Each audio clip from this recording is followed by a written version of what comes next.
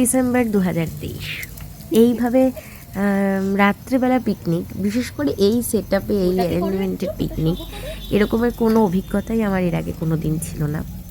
পিকনিকও যে আমি জীবনে খুব করেছি এমনটা নয়, গুটি কয়েকবার পিকনিক করার অভিজ্ঞতা আছে, তাও দিনের বেলা। তো এই প্রথম রাত্রিবেলা পিকনিক, না সারা রাত জেগে অবশ্যই নয়, ওই সন্ধেবেলা পিকনিক এই প্রথম। শীতের কনকনে ঠান্ডায় জমতে থাকা ওয়েদারে এরকম আগুনের আঁচে কাঠে রান্না করা এরকম সেট আপে, তো সবটাই নতুন নতুন অভিজ্ঞতা।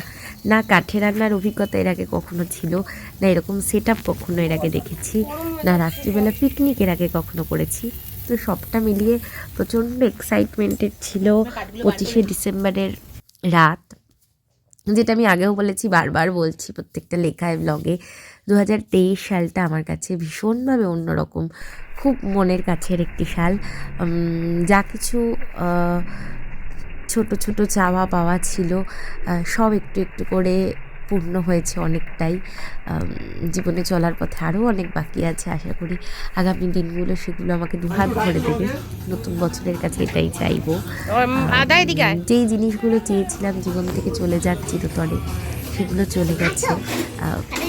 সবটা মিলিয়ে খুব আদর যত্ন, একটা অন্যরকম অনুভূতির সময় 2023 আমার কাছে।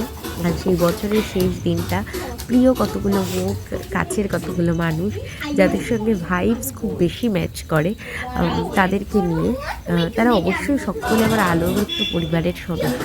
আলোর বৃত্তের সোর্সে তাদের সঙ্গে আমার এমন হৃদয়ঙ্গম বন্ধুত্ব। তো এর জন্য থ্যাঙ্কস আলোর বৃত্তকেও, আমার জীবনটাকে এত সুন্দরভাবে ভরিয়ে তোলার জন্য। এমনভাবেই কেটে গেল পিকনিকের দিনটা, খুব আনন্দ করলাম সকলে মিলে। আশা করি আসছে বছর 2024, যতক্ষণে ভিডিওটা পোস্ট করব ততক্ষণে প্রায় 24 এসেই গেছে হয়তো।